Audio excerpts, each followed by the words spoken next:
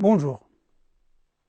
Après avoir fait et présenté les règles du champ d'application de la taxe sur la valeur ajoutée, les opérations imposables, les opérations exonérées et les opérations hors champ d'application de TVA, cette semaine, on va aborder les règles d'assiette de la TVA.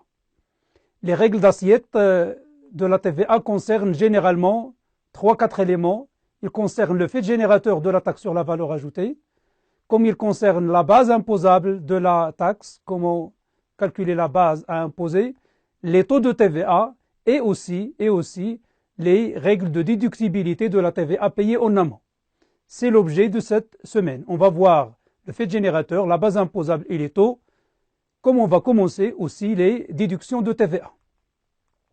Alors commençons par le fait générateur de la TVA. C'est quoi le fait générateur? C'est simplement l'événement qui rend exigible la taxe. L'événement qui rend la taxe exigible et qui crée la dette fiscale. On distingue deux régimes, soit le régime de droit commun qu'on appelle le régime encaissement, il est dit droit commun parce qu'on est censé le faire normalement, et le régime exceptionnel, le régime d'option, c'est le régime des débits.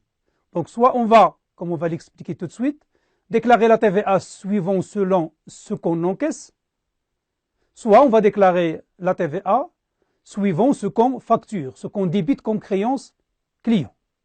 Alors commençons par le régime du droit commun. Le fait générateur, donc, c'est l'encaissement total ou partiel du prix. La TVA devient exigible lorsque j'encaisse le prix de chez mon client. Et cela sans considération ni de la date de la facture, ni de la date de la livraison. La date qui compte, c'est la date de l'encaissement. On va préciser cette date tout de suite. Alors le fait générateur se situe pour le cas, il y a 3-4 cas qu'on va voir. Si la vente est payée en espèces, eh bien le fait générateur c'est le versement direct, c'est le versement au comptant. Dans le cas de paiement par chèque, le fait générateur c'est l'encaissement effectif du chèque et non pas la réception du chèque ou bien la remise du chèque à l'encaissement à la banque. Ce n'est pas ça qui génère l'exigibilité de la taxe, c'est la date du paiement effectif de la TVA, on va dire la date du crédit de mon compte bancaire, lorsque la banque crédite mon compte bancaire. Et pour les effets de commerce, c'est la date d'échéance et non pas la date de l'émission, ou bien de l'acceptation, ou bien de la création de la traite. On va faire attention à la date de l'échéance de la traite. Et une question se pose, quid de l'escompte de la traite?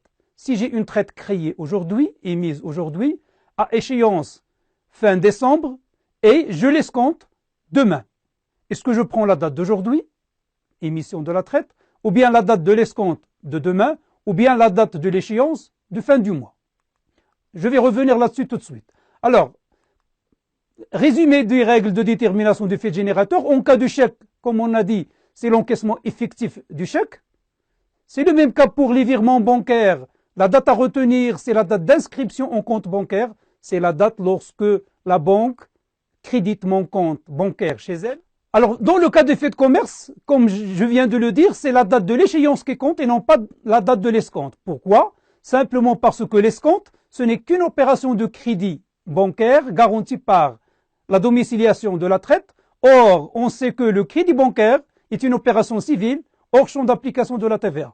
Donc, si je mets en escompte une traite, j'ignore la date de l'escompte, comme j'ignore la date de l'émission, et je ne prends en considération que la date d'échéance de la traite. Pour les sociétés d'affacturage, le paiement du client entre les mains de la société d'affacturage, c'est la date à retenir et non pas la date de l'échéance ou bien la date de la facture. Alors, deuxième régime, le régime optionnel, c'est le régime des débits. On l'appelle débit parce que, au jour de la facturation, on débite le compte client. Et c'est pour cela qu'on l'appelle les débits. Donc, les redevables sont autorisés, c'est une possibilité, à acquitter la taxe d'après les débits, c'est-à-dire d'après la facturation. La taxe est exigible donc en cas d'option. Lorsque le compte client est débité, c'est la date de la facturation comme je le dis à plusieurs reprises, et cela sans considération de la date de l'encaissement lorsque l'encaissement est ultérieur à la date de facturation. Mais lorsque l'encaissement précède le débit, précède la facturation, eh bien c'est la date d'encaissement qu'il y a à retenir. Pourquoi? Simplement parce qu'on a encaissé une TVA de chez le client et on doit la remettre à l'État, quelle que soit la date de la facture, parce que sinon tout le monde va encaisser et tarder la facturation et ce n'est pas dans l'intérêt des finances publiques. Dernier élément, cas particulier de fait générateur. Alors je vous cite deux cas particuliers, il y en a d'autres, mais je me limite à deux cas particuliers. Pour le cas des importations, le fait générateur de l'exigibilité de la taxe, c'est l'opération administrative de dédouanement de la marchandise.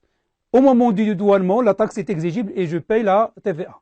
Pour le cas des livraisons à soi-même, une livraison à soi-même de construction par exemple, eh bien le fait générateur, c'est l'achèvement des travaux.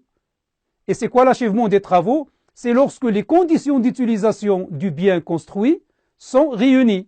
Par exemple, pour un siège, lorsque les conditions d'utilisation du siège sont réunies, on dit qu'il y a achèvement.